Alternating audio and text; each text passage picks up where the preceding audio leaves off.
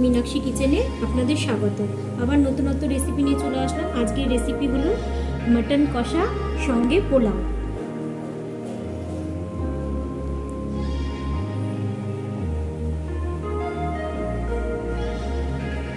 Mutton निये नियेछि आमी 750 mutton निये नियेछि। एखाने आमी हलुद दियेछि, एबार आमी दिচ্ছি নুন।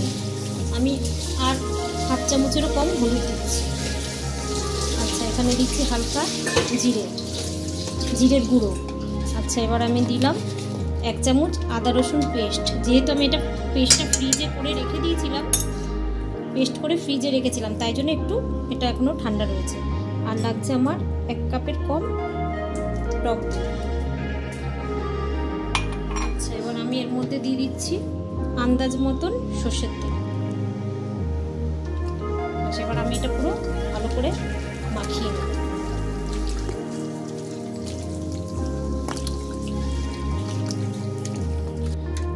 করে মাখানো হয়ে গেছে। এবার আমি এটা প্রেসার কুকারে দিয়ে দেব।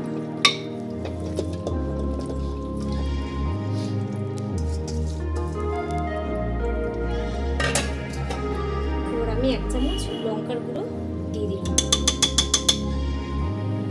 এবার আমি ঢাকা দিয়ে দিচ্ছি। 3টে সিটি মেরে নেব। জল দিলাম না, আমি মাটন থেকে জল বেরোয় তো। এবার আমি কড়াইয়ে সরষের তেল দিলাম। সরষের তেল গরম হয়ে গেছে। এবার আমি আলুটা ভেজে নেব মাটনের জন্য।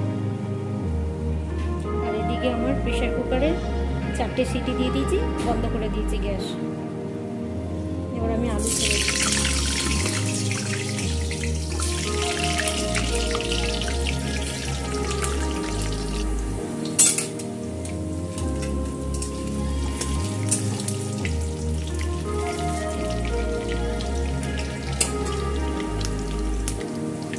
এবার আমি এখানে হাফ চামচেরও কম নুন দিয়ে দিলাম, হাফ চামচেরও কম হলুদ দিয়ে দিলাম।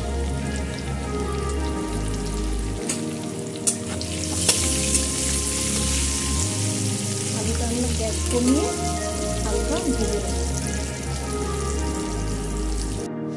আলু লাল লাল করে ভাজা হয়ে গেছে। এবার আমি আলুটা তুলে নিচ্ছি। এবার আলু ভেজেছি ওই তেলে আমি দিচ্ছি লবঙ্গ নিয়ে নিয়েছি 4-5টা এলাচ, দারচিনি আর তেজপাতা। এটা আমি ফোড়নে দিয়ে দিচ্ছি। আমি 4টে পেঁয়াজ কেটে নিয়েছি মাঝারি সাইজের। এবার এটা আমি দিয়ে দিচ্ছি তেলে।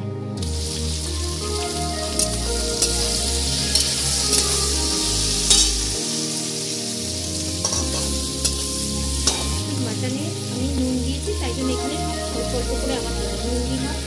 1 চামচ হলুদ, 1 চামচ কাশ্মীরি চামচের কম ধনের গুঁড়ো দিই, 1 চামচের কম জিরের গুঁড়ো। আমি ভালো করে পেঁয়াজটাকে ভেজে দিই।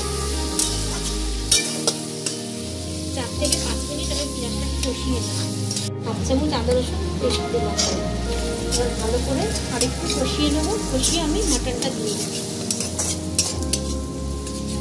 এবার আমি প্রেসার কুকারের ঢাকনাটা প্রায় সিদ্ধ হয়ে এসেছে। এবার এটা আমি এখানে দিয়ে দেবো কড়াইয়ে। এখান থেকে যেহেতু দই দিয়েছি ওই জন্য আরও জলটা বেরিয়ে যাবে। এবার এটা আমি পুরো ভালো করে মাটনটাকে ভালো করে কষে নেব। এটা আমার 5 থেকে 6 মিনিট সময় লাগবে কষতে। ঢাকা দেবো না, এমনি কষবো। জলটা অনেকটা টেনে গেছে। টেনে এবার আস্তে আস্তে তেল বেরোচ্ছে। এবার আরও 3 থেকে 4 মিনিট আরও কষাতে হবে। পুরো জলটা আরও টেনে যাবে। একদম কষানো হয়ে গেছে, পুরো জলটা টেনে গেছে। এবার আমি এর মধ্যে আলুটা দিয়ে দিচ্ছি। যে আলুগুলো ভেজে রেখেছিলাম আলুগুলো দিয়ে দিচ্ছি। কালারটা সুন্দর এসেছে,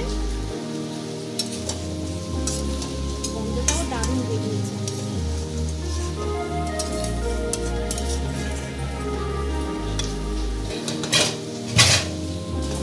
এবার আমি শাহি গরম মশলা দিচ্ছি।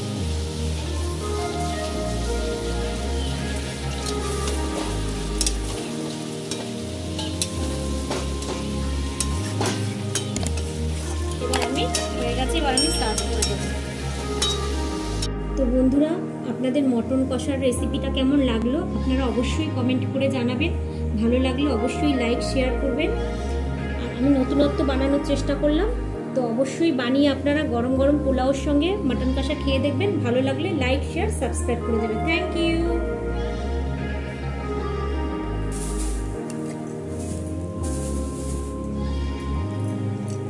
অবশ্যই গরম গরম পোলাওয়ের সঙ্গে গরম গরম মটন কষা, গরম গরম মটন কষা দারুণ লাগবে। আপনারা এরকম বানিয়ে বাড়িতে বানিয়ে করে দেখবেন, খেয়ে ভালো লাগলে অবশ্যই কমেন্ট করবেন।